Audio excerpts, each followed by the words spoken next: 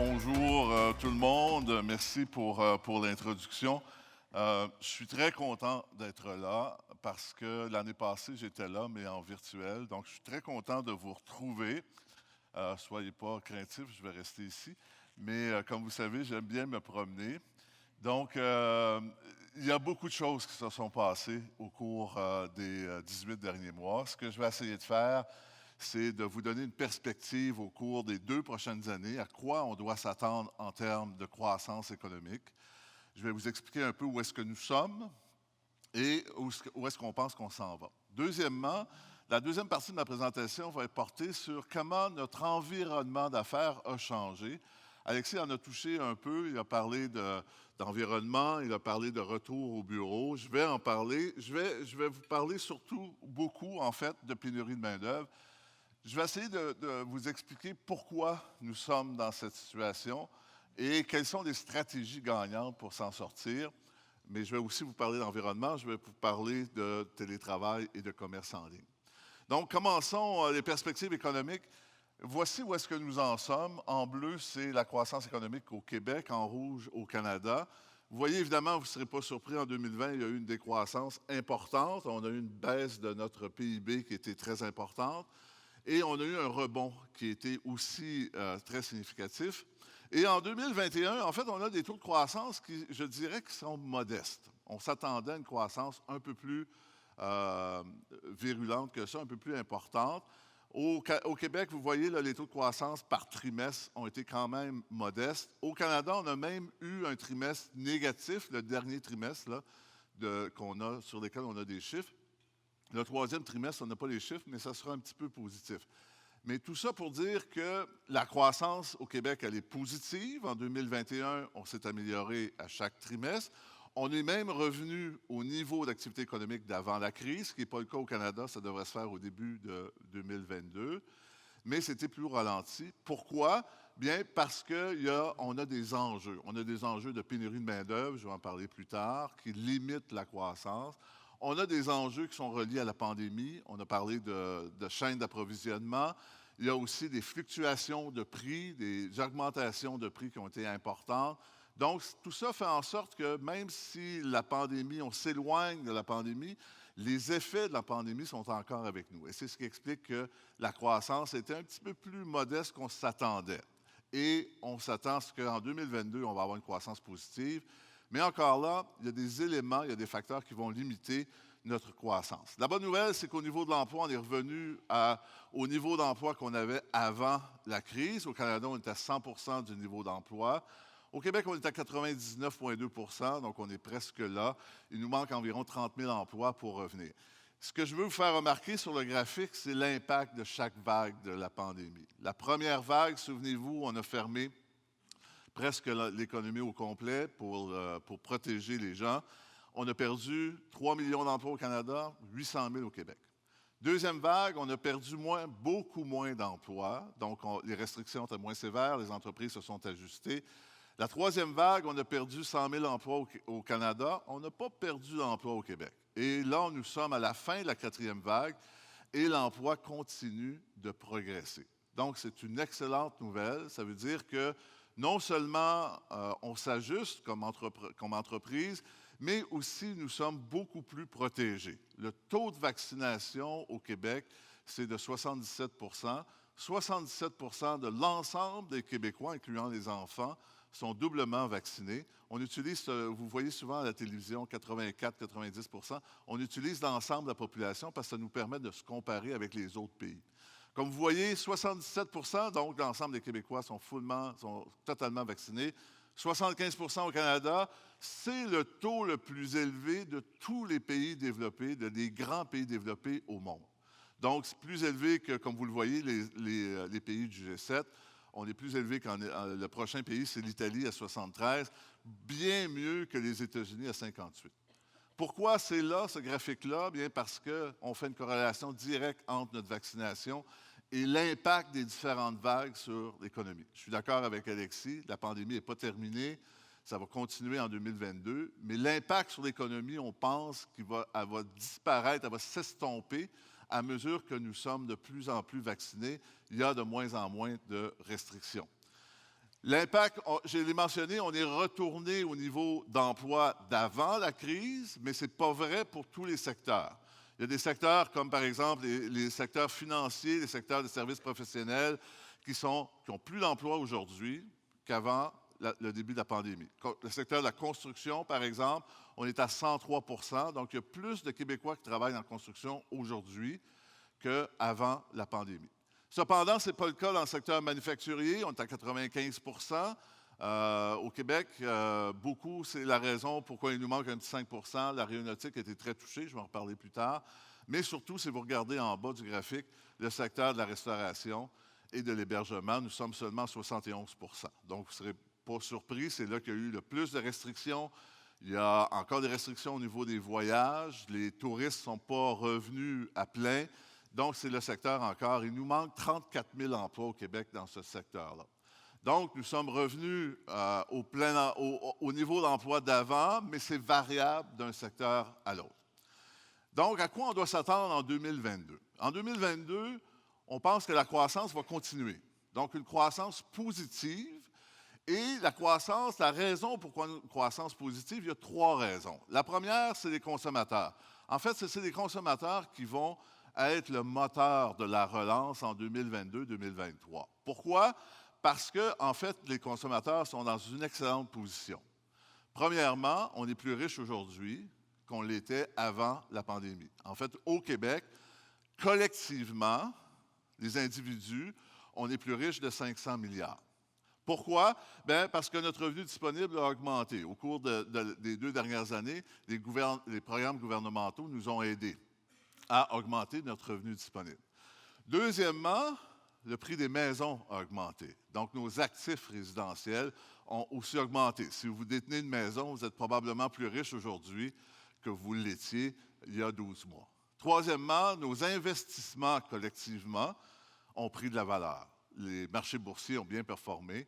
En fait, c'est là que le gain s'est fait le plus. Donc, aujourd'hui, collectivement, en moyenne, les Québécois sont plus riches qu'avant. Non seulement on est plus riches, mais on a aussi épargné beaucoup l'an passé. Bon an, mal an, on épargne environ 18 milliards. L'an passé, on a épargné 55 milliards. Ce n'est pas tout à fait surprenant parce que durant chaque récession, les consommateurs ont tendance à épargner. Beaucoup d'incertitudes. Donc, on dépense un peu moins. On va retarder des achats. On n'achètera pas une voiture cette année parce qu'on n'est pas sûr si on va avoir notre emploi. Mais 55 milliards d'épargne dans un an au Québec, c'est exceptionnel. Il faut dire aussi qu'il y avait beaucoup de restrictions. Donc, c'est plus facile d'épargner quand on ne peut pas sortir. Hein? Mais quand même, pourquoi ces 2 chiffres-là, c'est important, la richesse et l'épargne? C'est parce que ça veut dire que les consommateurs sont plus riches. Ils ont de l'argent dans leur poche, ils ont de l'argent dans leur compte en banque et ils dépensent. Une partie de cette épargne-là est dépensée. La consommation de biens au Québec a augmenté de 8,5 %, ce qui est exceptionnel.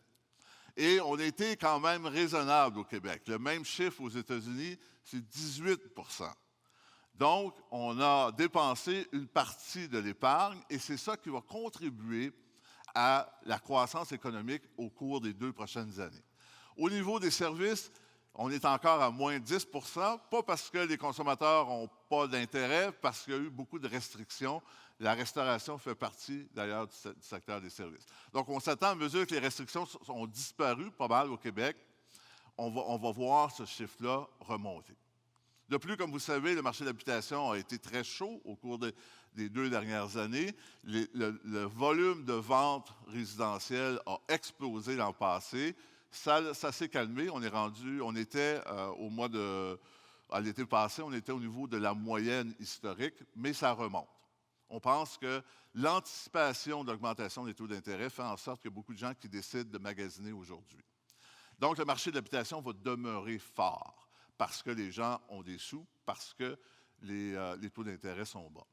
Donc, ça a un impact positif sur la construction au Québec. Les mises en chantier sont à un niveau record, sont beaucoup plus élevées aujourd'hui qu'ils ne l'étaient avant la pandémie. Encore là, c'est surprenant quand on se sort d'une récession d'avoir des chiffres aussi positifs au niveau de la construction. C'est ce qui explique pourquoi il y a plus de Québécois qui travaillent en construction qu'il y en avait avant la crise. Du côté des entreprises, les nouvelles sont bonnes aussi. 76 des entreprises sont profitables. C'est le meilleur chiffre qu'on a eu depuis le début de la pandémie. Cependant, il y en a 29 qui nous disent « Nous sommes profitables, mais ce n'est pas facile ». Et c'est tout à fait probablement l'état d'esprit que vos membres ont à travers le Québec. Oui, ils ont trouvé une façon d'être profitables. Cependant, il y a des pénuries de main-d'œuvre, il y a des problèmes d'approvisionnement, les coûts de transport sont élevés, il y a beaucoup de variations de prix. Donc, la pandémie, elle est toujours présente dans les chaînes d'approvisionnement, par exemple. Donc, on n'est pas terminé avec les difficultés de la pandémie. Cependant, on est dans une bien meilleure position au niveau de l'entreprise. Donc, on a commencé à voir une augmentation des investissements des entreprises qui devrait se continuer en 2022. Troisième élément de notre explication pourquoi la croissance va être bonne l'année prochaine, ça vient des États-Unis. Le graphique que vous voyez, c'est nos perspectives de croissance aux États-Unis. On s'attend à une croissance de 6 cette année et de 3,5 l'an prochain. 3,5 ça n'a pas l'air beaucoup, mais c'est beaucoup plus élevé que ce que les États-Unis ont connu dans le passé. L'économie américaine est en feu. La croissance, elle est forte. En fait, c'est le pays du G7 qui a connu la meilleure croissance. Ils sont déjà revenus à leur niveau économique d'avant la crise. Et cette croissance-là va continuer en 2022. Pourquoi c'est important pour nous? Bien, c'est notre principal partenaire commercial. Nos exportations, les exportations québécoises, sont revenues à la situation d'avant la crise. Donc, les consommateurs ont de l'argent. Ils vont dépenser. Principal moteur de la croissance. Les entreprises sont revenues à un taux de profitabilité et nos exportations augmentent. Donc, c'est pour ça qu'on pense que la croissance va être soutenue en 2022 et 2023. Cependant, il y a quand même certains enjeux. Si on regarde par secteur, le secteur en général de manufacturier va bien au Québec. Notre niveau d'activité est plus élevé qu'il l'était avant. Ça varie beaucoup d'un secteur à l'autre. Il y a des secteurs qui font très bien. Le secteur du bois a beaucoup bénéficié du marché de l'habitation. Même la transformation de métaux, qui est à 56 plus élevé qu'au début de la crise. Les produits alimentaires font très bien. On a une exception, c'est le secteur de l'aéronautique. Vous ne serez pas surpris, on voyage beaucoup moins, donc la demande pour les avions et aussi pour les pièces ont beaucoup diminué. Donc ce secteur-là est seulement à 65 du niveau d'avant la crise. C'est un secteur qui va s'améliorer en 2022. Je ne sais pas s'ils vont retourner à la normale en 2022. Peut-être que ça va prendre une autre année. Mais c'est un secteur qui, le pire est derrière eux, probablement. À mesure qu'on voit le nombre de voyageurs à travers le monde augmenter, on va voir que ce secteur-là va rebondir. Donc, l'économie se porte relativement bien. On n'a pas encore sorti de la pandémie. Il y a encore des enjeux. Mais il y a aussi des risques. Et un des risques qui est beaucoup soulevé, c'est le risque de l'inflation. C'est vrai que l'inflation est élevée, 4,4 présentement. Donc, vous voyez sur le graphique, beaucoup plus élevé que ce qu'on voyait avant la crise. On était en autour de 2 à chaque année. Pourquoi l'inflation est si élevée? Bien, il y a plusieurs raisons. Est-ce qu'on doit s'en inquiéter? Nous, on pense pas trop, un petit peu. Je vais vous expliquer pourquoi. Pas trop, pourquoi? Parce qu'une bonne partie de l'inflation, selon nous, est temporaire. D'abord, l'inflation est calculée sur une période de 12 mois. Donc, le chiffre que vous voyez, septembre 2021, compare les prix de septembre 2020 avec 2021. Souvenez-vous, en septembre 2020, on était à la fin de la première vague. Donc, les prix étaient relativement bas. On le voit sur le graphique d'ailleurs. Donc, il y a un effet de base. L'augmentation est partiellement due au fait qu'on a une base plutôt basse. La grosse raison de l'inflation, c'est les fluctuations de prix dues à la pandémie. On a eu un changement de comportement des consommateurs. Les consommateurs il y avait beaucoup de restrictions, donc ils ont changé leur façon de faire. Ils ne pouvaient pas voyager, donc ils ont décidé de rénover.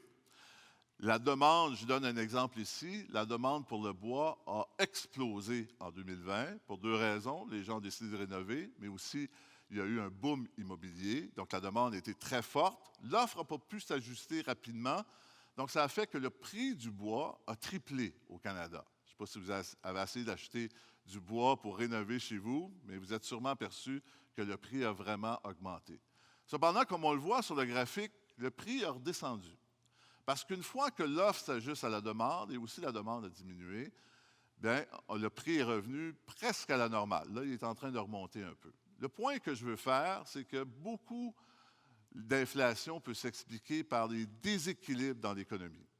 J'ai parlé du bois ici. Souvenez-vous du papier de toilette. Il y a une pénurie de papier de toilette. Évidemment, il n'y en a plus de pénurie maintenant.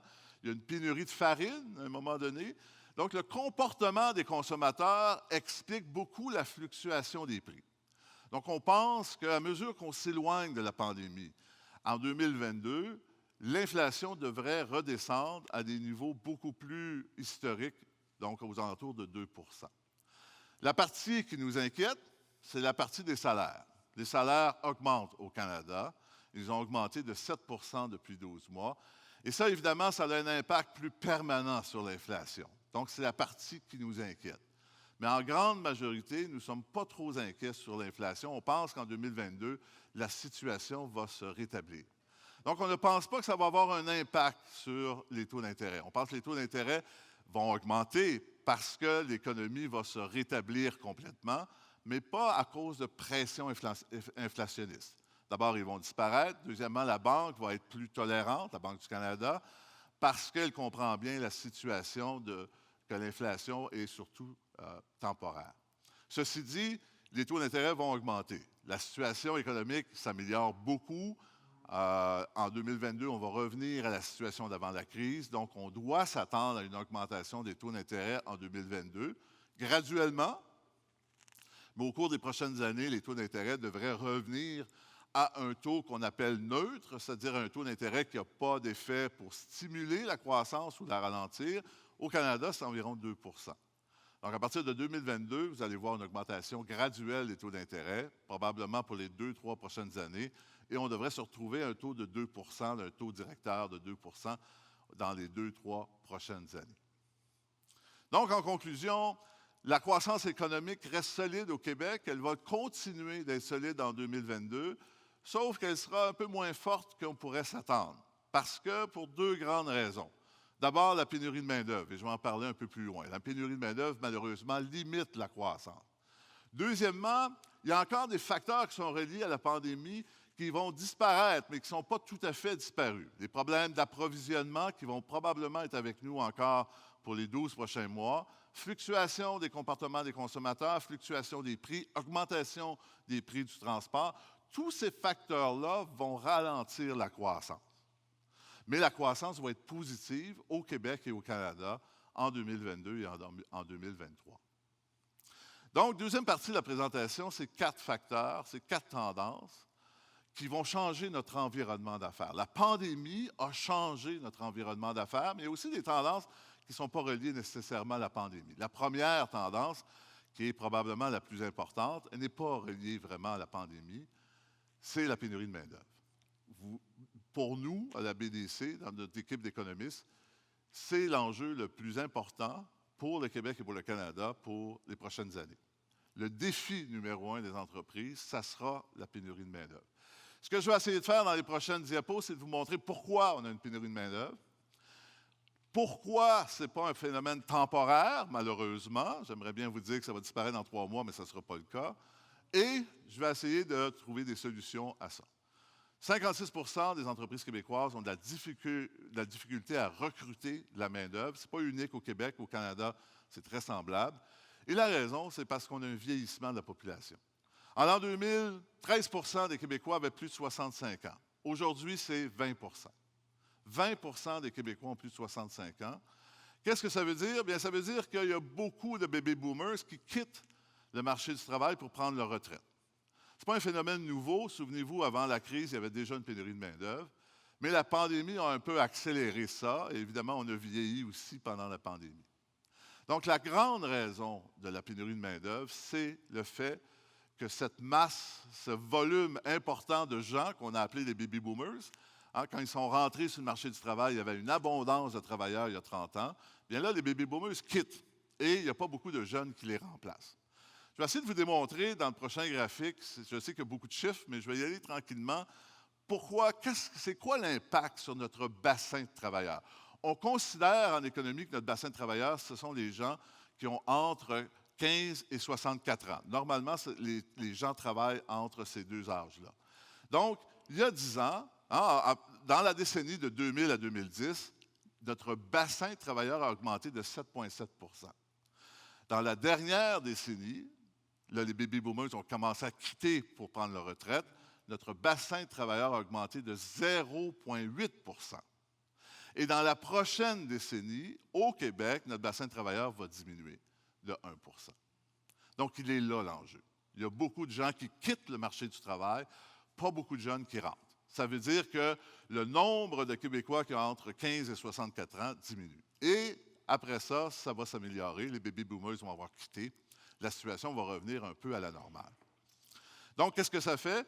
Ça fait que l'écart entre le nombre d'emplois au Québec et notre bassin de travailleurs augmente. En bleu, vous avez les Québécois entre 15 et 64 ans. En rouge, vous avez le nombre d'emplois au Québec. La croissance économique au Québec était forte. On a créé de l'emploi, donc c'est créé un écart. Et comme vous le voyez, bien avant la pandémie. Il y a des bonnes nouvelles là-dedans. Taux de chômage, 4,4 % avant la pandémie au Québec. Le plus bas taux de chômage en 40 ans. Bonne nouvelle. Beaucoup de gens qui ont peu de formation, qui ont de la difficulté à se trouver des emplois, il y a des emplois pour tout le monde. Une autre bonne nouvelle. La mauvaise nouvelle, c'est pour les entreprises qui ont de la difficulté à trouver de la main-d'œuvre. Malheureusement, la pandémie a accentué ce problème. Comment? Bien, la pandémie a réduit l'immigration. L'immigration a diminué de moitié au Québec, même chose au Canada. Au Québec, il nous manque 90 000 personnes qui ne sont pas venues au Québec en 2020 et 2021 à cause des restrictions de la pandémie. En 2022, ça va reprendre, mais ça fait mal dans un contexte où est-ce que notre bassin de travailleurs n'est pas très important. Au Canada, c'est 400 000 travailleurs qui nous manquent. Donc, qu'est-ce qu'on peut faire? Malheureusement, il n'y a pas de solution miracle. On a fait une étude, on a interviewé plus de 1200 entrepreneurs à travers le Canada. On leur a demandé c'est quoi leur stratégie, puis on a regardé par rapport à leur croissance de revenus et de profits, c'est quoi les stratégies qui fonctionnent le mieux. Il y en a 4. Et la première, la plus efficace, c'est l'automatisation. Les entreprises qui investissent en technologie pour remplacer des tâches dans leur entreprise performent mieux que les autres. Ce n'est pas seulement dans le secteur manufacturier, on le voit dans tous les secteurs d'économie. On le voit dans les dépanneurs, dans le commerce de détail, dans l'alimentation, dans la restauration. Il y a maintenant de la technologie qui peut aider les entreprises à remplacer des tâches. Évidemment, on ne peut pas tout remplacer. On ne peut pas remplacer un camionneur par un robot, en tout cas pour encore aujourd'hui, peut-être dans 10 ans. Mais on peut, dans plusieurs entreprises, remplacer certaines tâches qui vont nous aider à réduire notre besoin de travailleurs. Il y a aussi de formaliser notre processus d'embauche. On a été surpris dans notre étude, 75 % des PME n'ont pas de processus d'embauche. C'est le propriétaire qui, en fait, cherche à travers son réseau pour embaucher des gens. Peut-être que ça fonctionnait quand on avait une abondance de main-d'œuvre, mais aujourd'hui, ça ne marche plus. Ça prend une description de poste. Il faut s'annoncer sur les réseaux sociaux. Il faut se vendre comme entreprise sur les réseaux sociaux. Les grandes entreprises le font, les PME, beaucoup moins. Donc, il va falloir que les PME le fassent également dans cette guerre sur le talent. Troisièmement, il faut s'assurer que notre ensemble de compensation, qui inclut les salaires, les bénéfices, la flexibilité, etc., soit vraiment concurrentiel.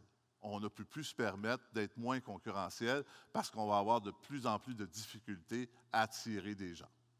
Quatrième solution, c'est de regarder le marché du travail autrement. On veut tous embaucher des gens qui ont 10 ans d'expérience et qui sont nés au Canada. Cependant, ça ne sera plus possible. Il y a de moins en moins de ces gens-là disponibles.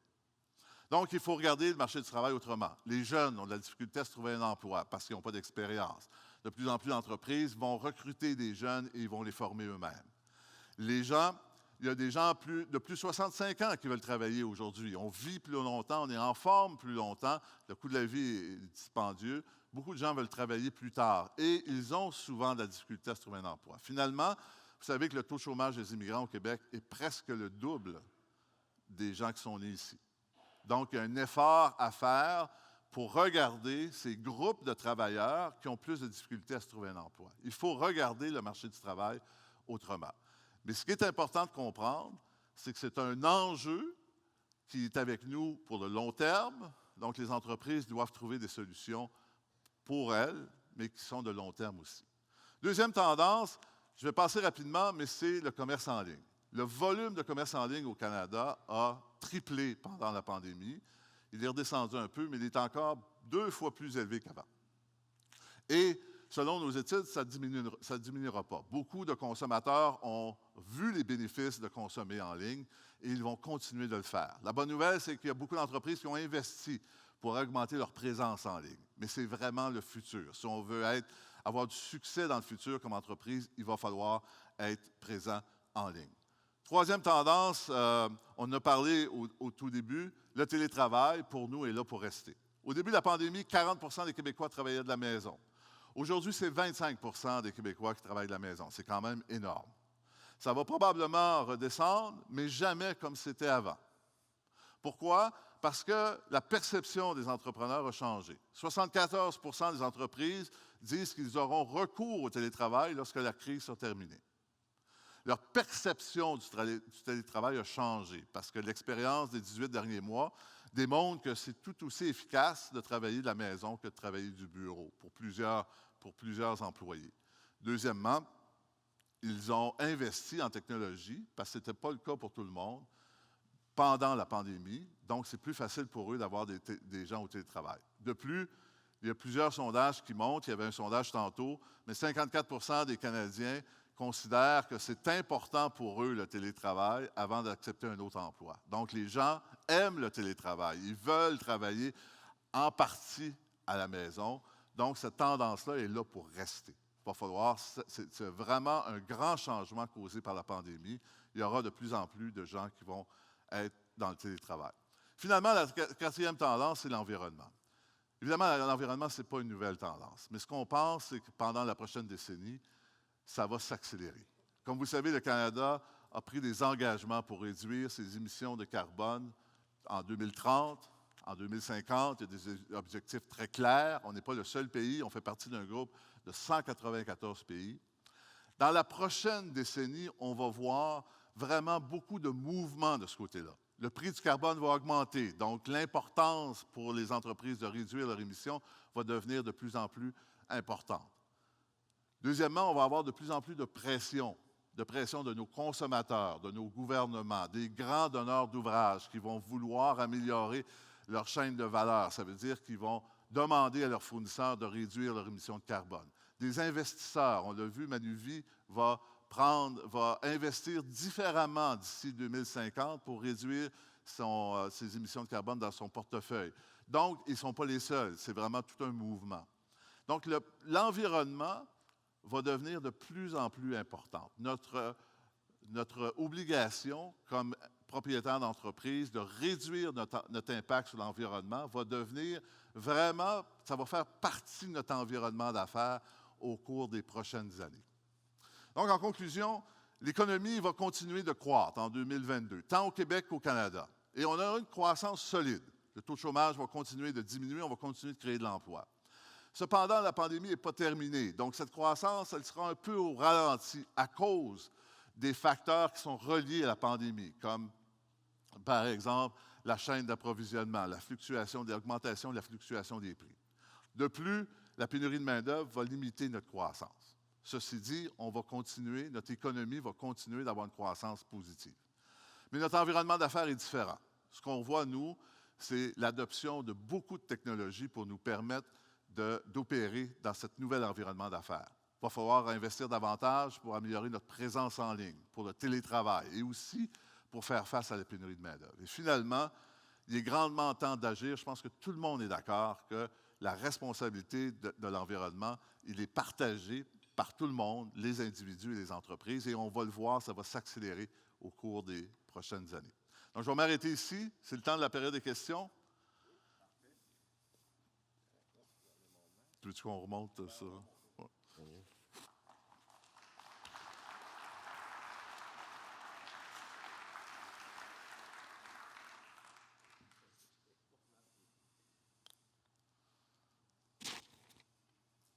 Ça fonctionne. Bonjour, M. Clérou. Oui. Je suis ici. Bon, bonjour. Alain Lavoie. Je suis président du Comité des technologies de l'information de la Fédération des chambres de commerce. Et je suis aussi entrepreneur. Écoutez, Dans le secteur des technologies, on jase beaucoup entre nous, les entrepreneurs, puis pénurie de main-d'œuvre, ça nous touche énormément. Vous avez parlé aussi dans votre présentation de l'augmentation de 7 des salaires là, en moyenne. On le voit là, dans notre industrie. Moi, ce qui me préoccupe, c'est le géopolitique.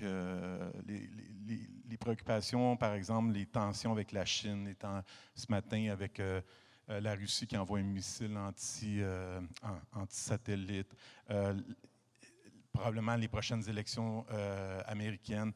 Dans votre boule de cristal, là, parce que moi, je me revois en 2000 avec la bulle, est-ce que vous voyez qu'il va y avoir des incidences d'ici 4 à 5 ans qui pourraient dire qu'il y a une correction importante comme on avait vu au tournant 2000?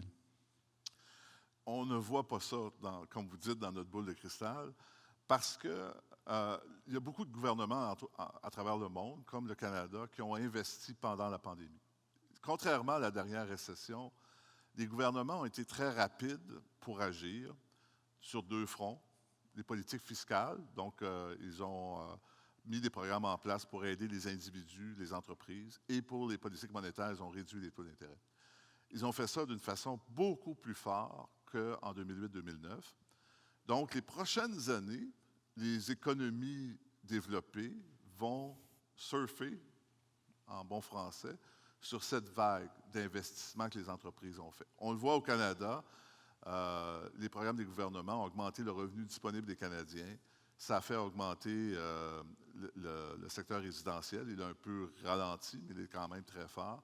Donc, tout ça fait en sorte qu'on pense qu'à travers le monde, en fait, les pays développés vont être le moteur de la croissance, plus qu'ils l'ont été au cours des 10 dernières années, à cause des investissements qu'ils ont faits.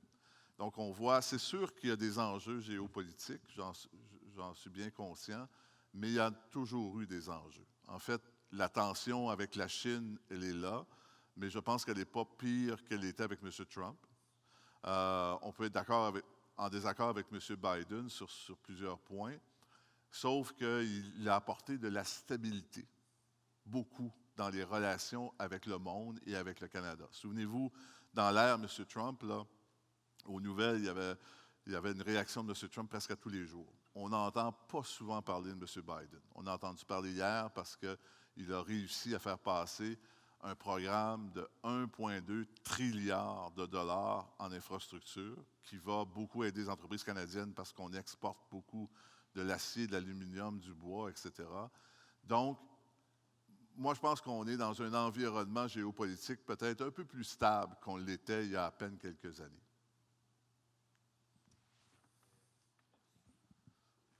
Merci, Pierre. Stéphane Forget, Solio Groupe Coopératif. Donc, j'aimerais t'entendre sur 2 points. Le premier, tu l'as effleuré, la chaîne d'approvisionnement mondiale. On sait que ça a beaucoup d'impact actuellement, notamment sur les prix et sur la disponibilité. Qu'est-ce que vous avez comme perspective de votre côté quant à un rétablissement là, d'une chaîne d'approvisionnement qui va être plus fonctionnelle? Puis le deuxième point, c'est beaucoup pour les métiers de première ligne. On constate de plus en plus que les gens sont plus éduqués. Donc, les emplois qui demandent moins d'éducation, ils semblent, dans la pénurie de main-d'œuvre, avoir un impact sur la disponibilité de main-d'œuvre, notamment causée par ça. On le voit dans l'agroalimentaire, l'agriculture. Alors, est-ce que vous avez une réflexion par rapport au fait que c'est une bonne nouvelle que les gens soient plus éduqués, mais que ça a un impact sur le marché du travail? Oui. Au niveau des chaînes d'approvisionnement, je dois avouer qu'on a été surpris. On savait que pendant la pandémie, il y aurait des enjeux. On ne pensait pas qu'il y aurait autant d'enjeux et que ça aurait autant d'impact sur l'économie canadienne, par exemple.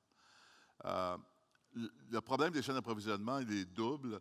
Il y a la pandémie qui a fait en sorte qu'il y a eu des fermetures d'entreprises à travers le monde. Et il y en a encore, d'ailleurs, parce qu'il y a des pays qui sont moins vaccinés et qui font en sorte qu'il y a encore des usines qui sont obligées de fermer. Il y a eu beaucoup de variations dans la demande des consommateurs. Donc, quand les consommateurs sont mis à consommer quelque chose de plus qu'avant, bien, on avait des chaînes d'approvisionnement tellement maximales que quand tu changes la demande, bien là, ça change beaucoup. Il y a des distorsions dans la chaîne d'approvisionnement. À mesure qu'on s'éloigne de la pandémie, tout ça devrait s'améliorer. on pensait que ça s'améliorait plus rapidement. Là, on est un peu plus pessimiste. On pense que ça va prendre probablement une autre année avant que tout ça revienne à la normale. Ça va revenir à la normale parce que les comportements des consommateurs vont revenir, ils vont se repositionner, ils vont se rééquilibrer. Ça va faire en sorte que les chaînes vont revenir comme avant. Mais ça va prendre du temps, probablement un autre 12 mois. Et malheureusement, ça ralentit l'élan de reprise qu'on avait dans plusieurs pays. Au niveau de la pénurie de main-d'œuvre, malheureusement, il n'y a pas une solution magique. La solution, là, elle est multiple. J'en ai mentionné 4. Une que je n'ai pas mentionnée, c'est l'immigration. C'est clair que les Canadiens et les Québécois sont de plus en plus formés. Donc, il y a des tâches ou des jobs qu'ils ne veulent plus faire. Et on le voit pendant la pandémie, là, 20% des gens qui ont perdu leur emploi ont changé de secteur. Beaucoup dans l'hébergement, la restauration, beaucoup le camionnage. Donc, parce qu'ils ont perdu leur emploi, puis il y avait des opportunités ailleurs, des meilleures opportunités. Donc, ils ont changé de secteur. Il y a des secteurs qui ont beaucoup de difficultés à trouver, et c'est des secteurs qui embauchent des gens qui ont besoin de moins de formation. Donc, l'immigration est une des solutions à ça. C'est pas, je ne veux pas dire que l'immigration, c'est la solution à tout, là, loin de là, mais ça fait partie du groupe de solutions qu'on a. Et il va falloir accélérer l'immigration. D'ailleurs, le gouvernement canadien s'est commis pour accélérer l'immigration pour les 3 prochaines années parce que la pénurie de main-d'œuvre, elle est partout au Canada. On a vraiment un vieillissement partout au Canada. Donc, malheureusement, je n'ai pas une solution spécifique, mais c'est un ensemble de solutions. Investir en automatisation, l'immigration, ça va faire partie des solutions importantes pour qu'on puisse passer à travers. Et il ne faut pas sous-estimer cet enjeu-là parce que ça limite la croissance des entreprises et par le fait même, ça limite la croissance de notre économie. On a notre président du comité chaîne de valeur du médicament. Je pense qu'il y a une question. Mais juste avant, juste vous rappeler, pour les gens qui sont en virtuel, n'hésitez pas à poser des questions sur le chat. On a l'écran devant nous pour nous guider pour vos questions. Donc, Christian, je te cède la parole. Bonjour, Christian Ouellette de Novartis Pharma. Je ne vous posais pas une question sur le secteur de la santé aujourd'hui, plus une question plus macroéconomique. L'éléphant dans la pièce, la dette. Alors, le Canada, vous avez dit tantôt, est un pays qui s'en sort, un des ceux qui sort le mieux du G7, mais on est aussi la nation qui a emprunté largement plus par capita que beaucoup d'autres nations. Est-ce que vous croyez, votre perspective, à moyen et long terme, que cela peut menacer la croissance économique par le poids de la dette et le poids des intérêts qui y est associé? Très bonne question. La bonne nouvelle, vous avez tout à fait raison, on a augmenté notre dette de façon plus rapide que n'importe quel autre pays développé. La bonne nouvelle, c'est que notre point de départ était très bon. Avant la pandémie, notre dette sur notre PIB était de 40% pour le Canada. C'était le plus bas du G7. Par exemple, les États-Unis sont à 100%, le Japon à 250%. Donc, après la pandémie, on n'est plus le plus bas, on est le plus bas avec l'Allemagne, à 60%. Donc, on est passé de 40 à 60%, ce qui est énorme.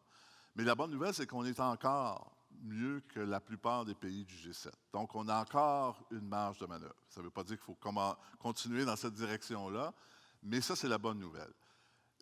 Pour répondre à votre question, ça va dépendre des stratégies du gouvernement. Moi, je ne pense pas qu'il y aura des augmentations d'impôts ou une diminution de services dans les prochaines années. Je pense qu'on va apprendre à vivre avec un taux d'endettement plus élevé pendant longtemps. Je pense qu'on va accepter collectivement qu'on doit avoir plus de dettes. Et la dette, je pense, va diminuer avec la croissance de l'économie. Est-ce que ça sera suffisant? Peut-être pas. Peut-être que dans 5 ans, dans 7 ans, le gouvernement en place va décider qu'il faut donner un coup de barre. Mais je ne vois pas ce coup de barre-là dans les prochaines années. On va laisser le temps à l'économie de se sortir de la pandémie, de se rétablir avant de donner un coup de barre, que ce soit au niveau de... Il y a 2 façons de réduire la dette. Hein. Vous augmentez les impôts, vous réduisez les services, ou vous faites une combinaison des deux. Là. Mais je ne pense pas que ça va se passer dans les prochaines années. Je pense que notre tolérance à la dette a beaucoup changé pendant la pandémie. Je pense que ça va demeurer comme ça pour un bout de temps. Il nous reste 5 minutes. On a une question sur le chat Oui. de Sonny Cormier des Îles-de-la-Madeleine, l'ancien DG de la Chambre de commerce des Îles-de-la-Madeleine. De quelle façon doit-on suivre l'évolution du prix du pétrole? Habituellement, c'est un facteur important au Canada, notamment sur le taux de change. Avec la transition, ça semble moins le cas. Oui, d'ailleurs, je suis allé aux Îles-de-la-Madeleine en vacances l'été passé, donc ça me fait plaisir de répondre à une question des îles. En fait, il y a une surprise. Le prix du pétrole augmente. Hein, il est à son plus haut niveau depuis 10 ans. Et ça nous a un peu surpris. Il y a deux phénomènes. Il y a un phénomène temporaire, en tout cas, il y a un phénomène actuel, puis un phénomène à long terme. Le phénomène actuel, c'est que la demande de pétrole a beaucoup augmenté à travers le monde avec la relance. Donc, surtout la relance de la Chine, c'est un très grand marché. Donc, la demande augmente plus vite que l'offre. On a sous-investi en pétrole. Donc là, ce qui se passe, le prix augmente et il va rester élevé. Ça, c'est la grande dimension parce qu'on a sous-investi. Donc l'offre s'ajuste moins rapidement à la demande. Et la demande, elle est toujours forte, malgré tous les efforts qu'on dit de diminuer notre consommation d'énergie fossile. Elle est toujours forte. Donc ça, c'est pour les 2-3 prochaines années. Plus à long terme, en fait, on pense que le prix du pétrole va rester élevé. Parce que dans cette période de transition, où est-ce qu'on veut s'en aller vers des énergies renouvelables, bien, d'abord, aujourd'hui, 80 des énergies sont fossiles, 5 sont renouvelables. Donc, on veut changer cet équilibre-là, mais ça va prendre des années. Et pendant cette transition-là, on va avoir encore besoin de pétrole. Et comme on a sous-investi et qu'on continue de sous-investir parce que les grands fonds d'investissement ne veulent pas trop investir dans le pétrole, bien, le prix du pétrole, ironiquement, va augmenter et il va demeurer élevé pendant, on pense, nous, pendant toute cette période de transition. Donc, on va continuer de payer des prix élevés à la pompe pendant cette période de transition parce que le pétrole va demeurer en demande et comme on n'en produit pas autant qu'avant, ou en tout cas, on n'est pas capable d'augmenter la production, mais c'est ce qui va maintenir le prix élevé. Parfait. Il nous reste 2 minutes. Bonjour Pierre, une question de Julie Cusson. Bonjour Pierre, tu as soulevé l'enjeu de l'immigration. Le gouvernement du Québec a augmenté le seuil récemment à 30 000 immigrants par année, ce qui apparaît trop peu, dit-elle. Quel serait un seuil idéal selon toi? En fait, je n'ai pas la réponse, quel serait le seuil idéal, mais c'est clair qu'il va falloir augmenter nos seuils d'immigration parce qu'on a un vieillissement qui fait en sorte qu'il y a beaucoup de gens qui sortent du marché du travail. Et au Québec, notre vieillissement est plus accéléré que dans le reste du Canada. Probablement à cause, on a une mobilité moins grande au Québec à cause de la langue. Donc, ça fait en sorte qu'on a un vieillissement plus accentué.